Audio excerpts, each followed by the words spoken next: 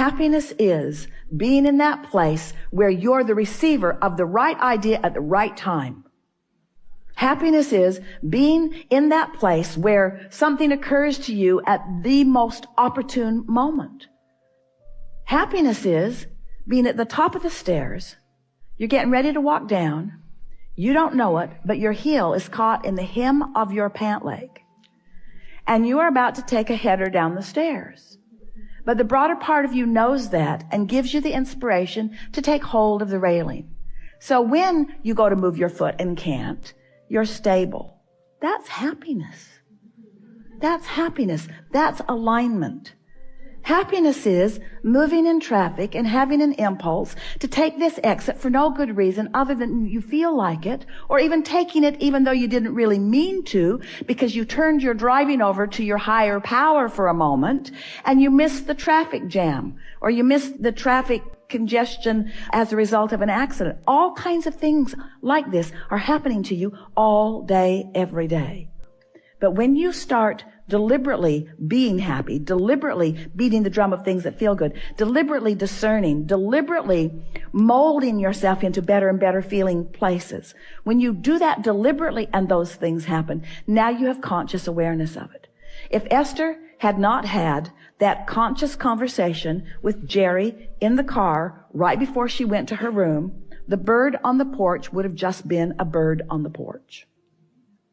But it wasn't just a bird on the porch. She would have missed that if she had not been vibrationally up to speed. You see what we're getting at? So much of your world wants to chalk those kinds of rendezvous, coincidences, which is incidences that cooperatively combine.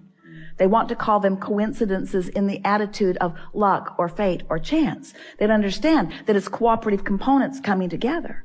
In other words, people who are looking at things like that are wanting to call them happenstance, and we want to call them creation. And so when you get clear-minded like you are, and you understand how far you've come, and you have, and you realize how powerful your desire is, and it is, and then you deliberately focus upon the strongest desire that you have, which you spoke when you first sat down here, to be happy, to be happy, to be happy, to be happy. To be happy, meaning to be in alignment, meaning to be in control of my own thoughts, meaning to be in control of my own vibration, meaning to be in vibrational concert with the source within me, meaning to be in vibrational concert with everything that I put into my vortex, meaning right here, right now, being in alignment so that I will be the interpreter, the manifester, the realizer of the best that could happen in this moment. That's happiness. This moment, and this moment, and this moment, and this moment. It's not saving up for a vacation. It's not putting up with all this stuff. It's not going to work all week long doing stuff I don't want to do so that I can get some money, so that I can finally go do something that I do want to do. Because when you get there to do what you do want to do, you're not happy because you haven't been practicing happy at work. You're not going to be happy on that vacation if you're not happy at work while you're earning the money to go on vacation. Are you? Don't you get on vacation and don't you just complain, it's too short. It's too short. I don't get to do this often enough. My flight was delayed. The weather wasn't good. In other words, you can't get there from there. You get to happy from happy. Well, Abraham, that helps a lot. So you're telling me that if I get happy, I'll be happy. Let me write that down. And if I get rich, then I'll be rich. I'll write that down too. We're saying you got to find a little piece of it. You got to fan the flame of it.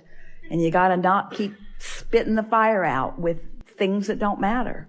And after a while, you'll get that momentum going. And you'll feel happiness, not just sometime, but you'll be radiating it. And then when someone says to you, what are you doing?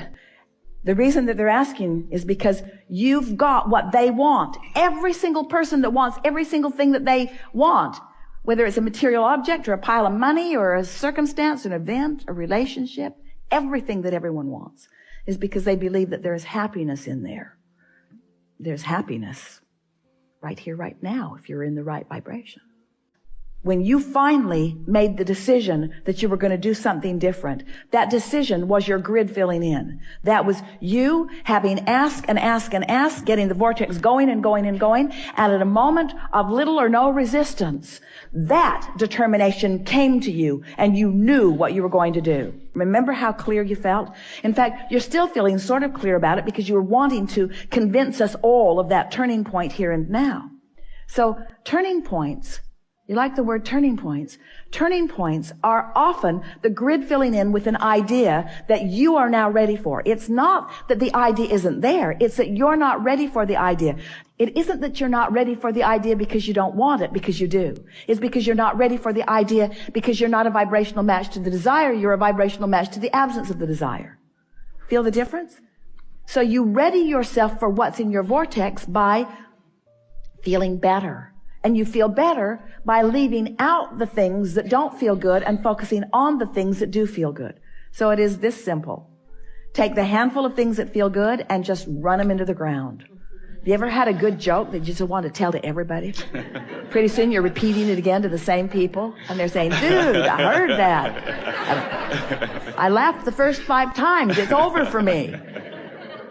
But you know how fun it is to get hold of something that feels good, that you can delight yourself and others with. Well, this is the same sort of thing. Get a handful of those things that are delightful to you and just play the loop again and again and again and again and again. Let it be your basis of attraction.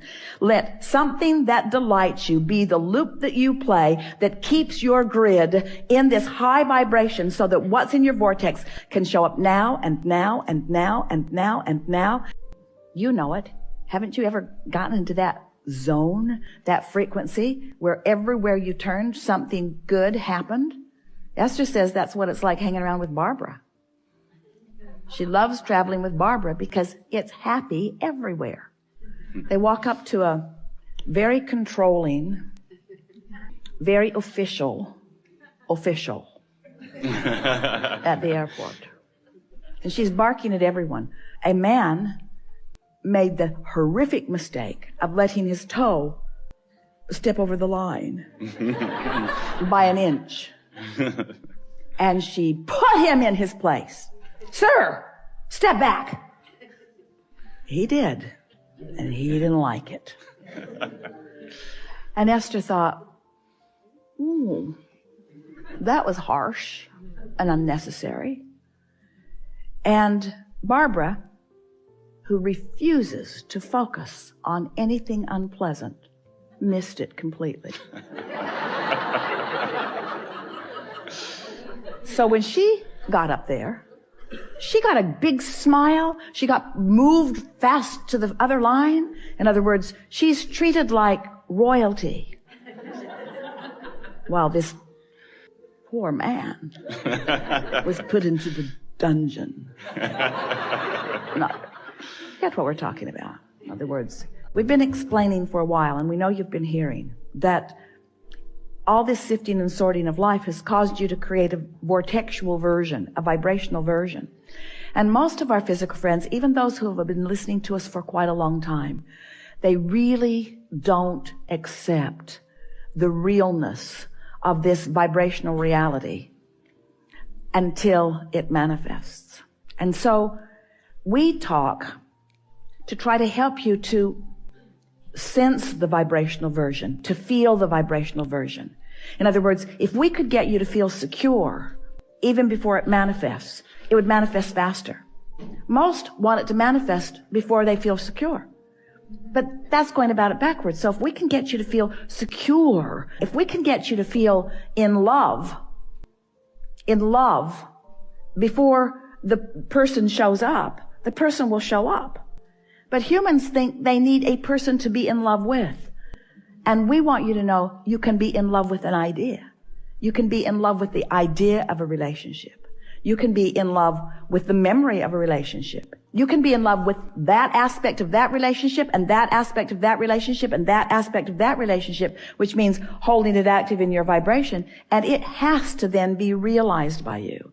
So this realization, recently, the way we are describing it to you, maybe to help you understand it. But since you sometimes don't accept the vortexual version, then the grid version isn't easy to follow either, but we're going to give it to you anyway.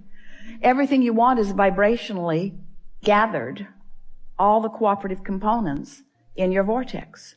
And it is ready to reveal itself to you. And the reason that we're using the word reveal or realize is because you are going to be the interpreter of it. In the same way that that sweet bird was the interpreter of a message from Jerry to Esther. There are interpreters all around that are ready to interpret the message to you. Humans. We're not just talking about birds. We're talking about experiences. We're talking about financial forces. We're talking about ideas that flow to you. There's all kinds of manifestation that occurs once the vibration of your grid, which means your practice day-to-day vibration, is closer to the vibration of your vortex. It just has to be, you see. And you've lived pieces of that. We know we've been taking a bit of long time here, longer than we promised at the beginning. But it's so worth contemplating. How happy am I? How happy can I be? How good can I feel? What's the best feeling thought that I can find right now? What's working in my life? What's working out? What do I remember that felt good? What's happening right now that feels good? How general do I need to be? You can always find something to feel good about. And when you do, and when you make that your habit, then the actualization of it, the realization of it, the manifestation of it is so pronounced in your experience that people will be flocking to you and saying, what is your secret? And you'll say, I'm happy. And they'll say, I know that. I can see that. That's why I'm asking you what your secret is. And you say, no, I was happy before I was happy. And they'll say, well, that doesn't make any sense at all. And you'll say, well, I purged unhappy thoughts from my experience by focusing on happy thoughts. Well, what do you mean? Well, I didn't actually purge them. I just started emphasizing the happy thoughts. I started making lists of positive aspects. I counted my blessings. I learned that in church. I counted my blessings one by one. And the more I focused upon them, the more that vibration was mine. And the more that vibration was mine, the more law of attraction put me in the vicinity where I could realize it. So life isn't happening to me. Life is happening from me. I'm emanating the signal to which all life is responding. So when I get up in the morning, I decide, how's this day going to feel? I'm going to feel intuitive. I'm going to feel inspired. And I'm going to feel connected. And I'm going to feel vital and alive. And I'm going to feel happy. And I'm going to feel confident. And I'm going to feel kind. I'm going to feel loving. And I'm going to be at the top of my game. I'm going to feel innovative. I'm going to feel energized. I'm going to feel invigorated. I'm going to feel inspired, but I'm going to feel inspired moment by moment. I'm going to feel guided. I'm going to feel worthy. I'm going to feel deserving. I'm going to feel deserving of all of the goodness that has been taught to me all of my life. I'm going to feel deserving of that. And I'm going to demonstrate my deservedness through my happiness.